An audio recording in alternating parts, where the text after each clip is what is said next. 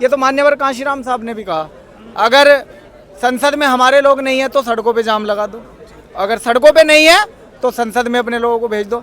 तो अगर हमारे लोग आज संसद में कमज़ोर हैं, अभी हमारे एक सांसद है वहाँ और 100 के बराबर है, वो एक ही सांसद हमारे आवाज़ देंगे, हम सड़कों पे अपने लोगों को लेकर के आएंगे, अपने अधिकारों के लिए हम अब हाथ नहीं फैलाएंगे, अब छीन कर लेंगे, चाहे संसद में हो या सड़कों पे हो। कितने चार्ट कर रहा है? तमाम लोग हैं, सरकार करा रही है, जो सरकार कर रही है, जो वर्तमान सरकार कर रही है। जो सरकार चल रही है अच्छा, जो सरकार चल रही है वो छेड़छाड़ कर रही है। वो छेड़छाड़ कर रही है और वो जो है बहुत ज़्यादा अत्याचार कर रही है मुसलमानों के ऊपर भी और पिछड़े वर्ग के ऊपर भी। तो ये एक आज़ादी की लड़ाई लड़ने के लिए अगर शेखर जी है मैदान में आए हैं तो हम उनका समर्थन करते हैं। को न्यायपालिका का काम करने दे, और आप राजनीति करते हो तो राजनीति करो। आप न्यायपालिका को ऑर्डर देते हैं कि उसका संविधान खतरे में नहीं है, हमारा देश खतरे में है, हम ऐसे आदमी को नहीं चाहते। ये देश हमारा सबका है, मुस्लिमों का है, दलितों का है, ईसाइयों का है, एनीबॉडी एल्स। हम सबका विकास चाहते हैं और हम समतामूलक समाज की स्थापना इस देश में चाहते हैं, ये इति सिद्धम। तो 11 सितंबर SC/ST आरक्षण उप वर्गीकरण को लेकर सुप्रीम कोर्ट का फैसला।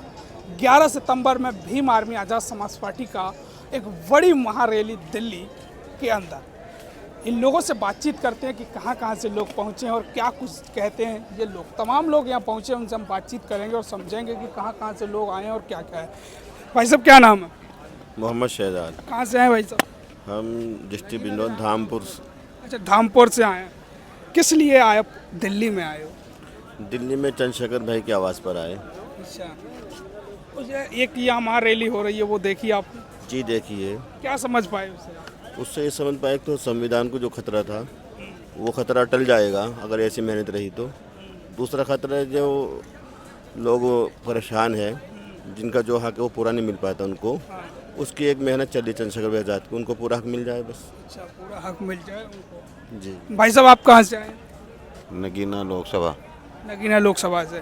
किस लिए आप आए हो यहाँ? भैया ने बुलाया, भैया की उस पाग। भैया के बुलाने पे आप नगीना इतनी दूर है और यहाँ आ गए दिल्ली। हक की बात बोल रहे हैं ना, क्या हक की बात बोल रहे हैं? क्या हक के अधिकारों की बात बोल रहे हैं? जो सुप्रीम कोर्ट ने जो आदेश करा है इसके बारे में है। उसके बारे में आप यहाँ आए हो, जो उप वर्गीकरण का फैसला आया है। जी। भाई साहब आपका नाम क्या है? मोहम्मद ताहिर। आप कहाँ से आए? नगीना लोकसभा से। अच्छा, नगीना से ही ज़्यादातर लोग आए हैं। जी। तो क्या कहना चाहोगे आज जो चंद्रशेखर आज़ाद की जो रैली हो रही है? अच्छी है, अच्छी बात है, करिए, आरक्षण मिलेगा इससे, आरक्षण के लिए ही लेनी है। अच्छा, आरक्षण के लिए। जी। भाई साहब आप कहाँ से आए? दादा आप कहाँ से आए? नगीना लोकसभा से। क्या कहना चाहोगे जो उप वर्गीकरण का जो फैसला सुप्रीम कोर्ट का है उसके बारे में? ये ठीक नहीं है, बंटवारे का काम ठीक नहीं है, वर्गीकरण का जो फैसला है ये ठीक नहीं है। इसी के लिए भाई ने आवाज़ उठाई है, वर्गीकरण ख़त्म करके हमें जो है एक करके जो खाली जगह पड़ी हैं आरक्षण की, उनको भरने का काम सरकार करे और हमारे समाज में जो पिछड़ापन है इसको दूर करने का काम करे। इसी के लिए भाई ने जो है कॉल दी थी, तो सभी लोग भाई के बुलावे पे यहाँ। कितने लोग आपको लगता है दिल्ली में पहुँचे होंगे?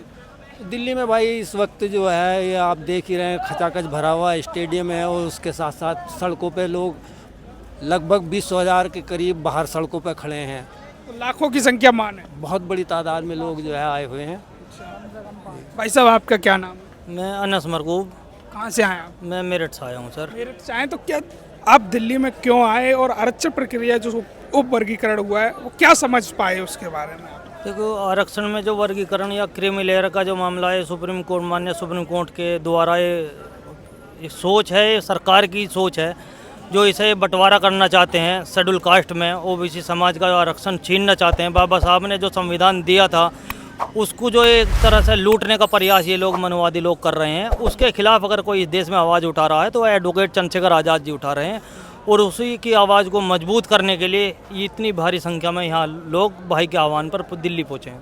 मुस्लिम समाज के लोग कितना साथ दे रहे हैं इसमें आप? इसका तो आप ये देख सकते हैं कि अभी भाई ने नगीना लोकसभा में चुनाव लड़ा था, जहाँ पर तकरीबन 52% जो है ना मुस्लिम समाज की आबादी है और 21% शेड्यूल कास्ट की आबादी है। और आप ये देखो वहाँ जो है ना, जो इंडिया और एनडीए दो जो है गठबंधन इस देश में चल रहे थे, वो दोनों को नकारते हुए जनता ने एडवोकेट चंद्रशेखर आज़ाद को जो है ना सांसद बनाकर भेजा और तकरीबन 1,51,764 मतों से भाई को जिताकर सदन में भेजा। तो एक दलित और मुस्लिम का भाईचारा जो है, जो एक मान्यवर काशीराम साहब ने बहुजन समाज को एक करने का प्रयास किया था, वो मिशन जो इस टाइम रुक सा गया था, भाई ने वो आकर एडवोकेट चंद्रशेखर आज़ाद ने उस मिशन को आगे बढ़ाने का काम किया। अखिलेश यादव तो कहते हैं कि मुस्लिम समाज हमारा वोटर है। अखिलेश यादव असल में दिक्कत यह है हमारे समाज के साथ में कि हमारे साथ अगर कोई छोटा सा भी एहसान कर देता है तो हम उस एहसान को चुकाने के चक्कर में बहुत बड़ा एहसान कर जाते हैं। मुस्लिम समाज ने 2022 में 95% आज़ादी के बाद पहली बार अखिलेश यादव को जो है वोट देने का काम किया है, लेकिन फिर भी वो सरकार नहीं बनाए। उसका कारण ये है कि उनका समाज उन्हें छोड़ चुका है और जो यादव समाज उत्तर प्रदेश में 7 से 8% है, उसमें से 70% यादव समाज बीजेपी के साथ है। तो अखिलेश यादव केवल मुस्लिमों पर राजनीति ना करें, पहले अपने समाज को जोड़ें और मुस्लिम समाज उसके साथ खड़ा होगा। जो मुस्लिम समाज की लड़ाई लड़ेगा, जब मुस्लिमों पर अत्याचार होते हैं, जब मुस्लिमों के घर ढाए जाते हैं, जब मुस्लिमों पर बुलडोजर चलाए जाते हैं, जब मुस्लिमों के एनकाउंटर होते हैं, तो अखिलेश यादव एसी के कमरे में बैठकर आराम करते हैं, ना कि वो सड़कों पर या किसी ट्वीट के माध्यम से भी मुस्लिम समाज की आवाज़ उठाने के लिए तैयार नहीं होते। भाई साहब, आप कहाँ से आए हो, क्या नाम है? मैं बस्ती ज़िला से आया हूँ। मेरा नाम खुर्शीद आलम है। मैं बस्ती से जिला पंचायत सदस्य आज़ाद समाज पार्टी काशीराम से हूँ। क्या समझ पा रहे हैं आरक्षण प्रक्रिया और दिल्ली में क्यों पहुँचे आप? दिल्ली में पहुँचे हैं जैसे तमाम लोग, लाखों से ज़्यादा जनता पहुँची हुई है भाई के एक आह्वान पे, भाई के बुलाने पे।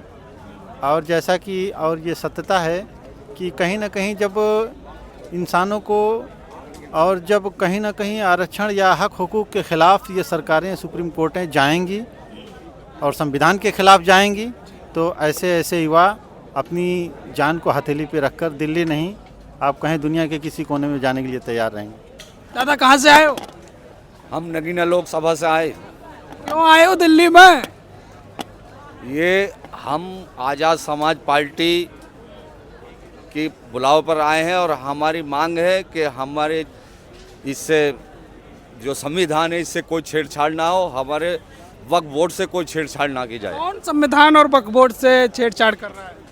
तमाम लोग हैं, सरकार करा रही है, जो सरकार कर रही है, जो वर्तमान सरकार कर रही है। जो सरकार चल रही है, अच्छा, जो सरकार चल रही है वो छेड़छाड़ कर रही है। वो छेड़छाड़ कर रही है और वो जो है बहुत ज़्यादा अत्याचार कर रही है मुसलमानों के ऊपर भी और पिछड़े वर्ग के ऊपर भी। तो ये एक आज़ादी की लड़ाई लड़ने के लिए अगर शेखर जी है मैदान में आए हैं तो हम उनका समर्थन करते हैं। तमाम लोग और पहुंचे। भाई साहब, आप कहाँ से आए? मैं सुरेंद्र छोटी मेरठ से हूँ। क्या आरक्षण को पर क्या कहना चाहिए? सरकार कह रही है कि हम लागू नहीं करेंगे, सुप्रीम कोर्ट फैसला दे रहा है, तो क्या समझ पाए? सरकार को तो लागू करना पड़ेगा, क्योंकि हम बहुजन समाज के लोग इस भारत में 85% लोग हैं। वो 15% लोगों की सरकार चल रही है और हम आने वाले में सरकार बदल देंगे और आरक्षण हमारे संविधान से कोई छेड़छाड़, ये सरकार की ताकत नहीं है जो करने का काम करेगा।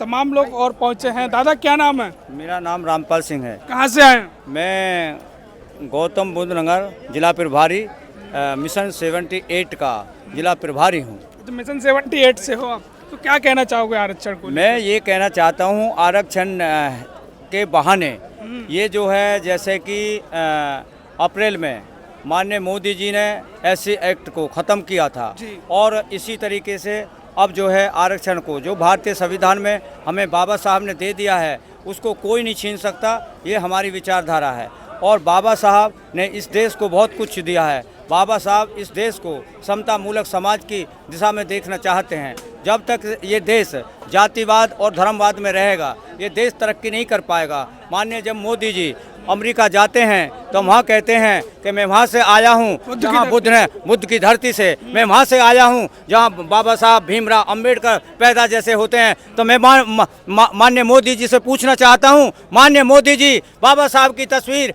और स्टैचू फिर एक खूंट में क्यों धरी जाती है? जब नया संसद होगा है तो मेरी वहाँ क्यों नहीं धरी जाती? और ये केवल धर्म की राजनीति करता है। धर्म हमारे मुस्लिम क्या इस देश का नहीं है? मैं पूछना चाहता हूँ, अब्दुल हमीद ने कितने टैंक तोड़े थे जिस वक्त पाकिस्तान की सामने अड़ रहे थे? माननीय मोदी जी, ये आपका जो ड्रामा है नहीं चलेगा, नहीं चलेगा। ये देश मूल निवासियों का है, हम इस भारत के मूल निवासी हैं और इस भारत के गलत काम को हम होने नहीं देंगे। ये भारत सबका है, इनका अकेले का नहीं है, ये ड्रामा रचाते हैं। क्या थाली बजाने से डॉक्टरी हो जाएगी? थाली बजाने से रोग नहीं बढ़ेगा। अगर रोग बढ़ता है तो इतना पैसा जो MBBS अन्य डॉक्टरों को पैसा खर्च करते हैं, तो माननीय मोदी जी ये जनता जान चुकी है आप एक नाटकबाज हैं, और नाटकबाज की श्रेणी से आप जो है काफ़ी दिन तक राज नहीं कर सकते हैं। ये हमारी विचारधारा है। लोग कहते हैं कि संविधान खत्म कर देंगे, आरक्षण खत्म कर देंगे। संविधान तो बाद में खत्म होगा।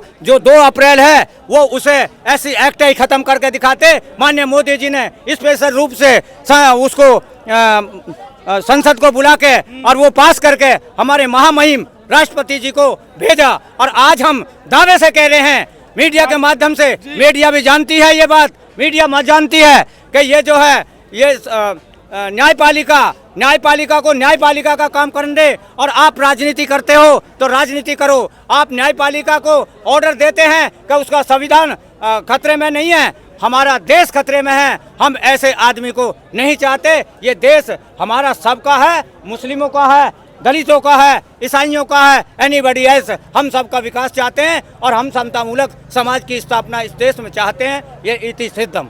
आइए कुछ लोगों से और बातचीत करते हैं और समझते हैं कि कहाँ से आए हैं लोग। हमारे साथ भीम आर्मी के बड़े एक युवा नेता राजन गौतम जी हमारे साथ मौजूद हैं, उनसे हम बातचीत करते हैं और समझते हैं। राजन भाई, क्या लगता है आज की रैली के बारे में? पहले तो सभी को जय भीम। आज जो ये आंदोलन था, ये आरक्षण में वर्गीकरण, क्रीमी लेयर और जातिगत जो जनगणना होनी थी उसे लेकर के यहाँ किया गया था। सरकार की मंशा का अभी पता नहीं चल पाया कि वहाँ रामलीला ग्राउंड का कैंसिल करवा के हमारा कार्यक्रम यहाँ शिफ्ट कर दिया गया। कितनी भीड़ है ये आप देख सकते हैं, कितना गुस्सा लोगों के अंदर है आज देश भर में, ये आपने भली भांति देख लिया है। और आज यहाँ से भाई चंद्रशेखर आज़ाद जी ने अभी अंदर कहा है कि संकल्प लेकर के जाओ कि जब तक हम जातिगत जनगणना और आरक्षण को पूरी तरह से यहाँ लागू नहीं करा देते तब तक हम शांति से नहीं बैठेंगे। और आज से तो ये लगता है कि उत्तर प्रदेश का रास्ता हमारे लिए तैयार हो रहा है। उत्तर प्रदेश में हमारे लोग तैयार खड़े हैं। तो सरकार ये आंदोलन जो आने वाले चुनाव हैं 10 सीटों पर अपना दम दिखाने के लिए किया गया है? ये आंदोलन समाज को एकजुट करने के लिए किया गया है। यहाँ चुनाव में दम दिखाने की कोई बात ही नहीं है। अगर दम दिखाना होता तो हरियाणा में चुनाव है, वहाँ दिखाते। ये समाज की एकता को जो सुप्रीम कोर्ट के द्वारा मनवादी लोगों ने तोड़ने की कोशिश की गई है वर्गीकरण और क्रीमी लेयर को लेकर के, उस एकता को इकट्ठा करके ये दिखाना है कि हम टूटेंगे नहीं। आप कितने भी षड्यंत्र कर लीजिए, हम इकट्ठा रहेंगे। ये अपनी एकता को बनाने के लिए था। आगे की क्या रणनीति? अगर सरकार आपकी बातें नहीं मानती है तो आगे क्या कुछ करने वाली है? भीम आर्मी का शुरू से ही आपने देखा है, अगर हमारी बात, ये तो मान्यवर कांशीराम साहब ने भी कहा, अगर संसद में हमारे लोग नहीं है तो सड़कों पे जाम लगा दो। अगर सड़कों पे नहीं है तो संसद में अपने लोगों को भेज दो। तो अगर हमारे लोग आज संसद में कमज़ोर हैं, अभी हमारे एक सांसद है वहाँ और 100 के बराबर है, वो एक ही सांसद हमारे आवाज़ देंगे, हम सड़कों पे अपने लोगों को लेकर के आएंगे। अपने अधिकारों के लिए हम अब हाथ नहीं फैलाएंगे, अब छीन के लेंगे, चाहे संसद में हो या सड़कों पे हो। कितनी भीड़ मान रहे हैं आज की रैली में? आज 1 लाख से ज़्यादा लोग आए हुए हैं दिल्ली में। 1 लाख। आप अंदर देख लीजिए कितनी भीड़ है। और कुछ बसें हमारी बॉर्डर पर रोक रखी है। हर बार की तरह यहाँ की पुलिस प्रशासन मिलकर के, सरकार मिलकर के हमारे लोगों को बॉर्डर पर रोकने का काम करते हैं। लाखों की संख्या में आज यहाँ इंदिरा गांधी स्टेडियम में लोग पहुँचे हैं और लाखों से भी ज़्यादा लोग आज सड़कों पे यहाँ दिल्ली की भटक रहे हैं। लेकिन वो अपने अधिकारों के लिए आए हैं, वो किसी का यहाँ कुछ मांगने या किसी का नुकसान करने नहीं आए।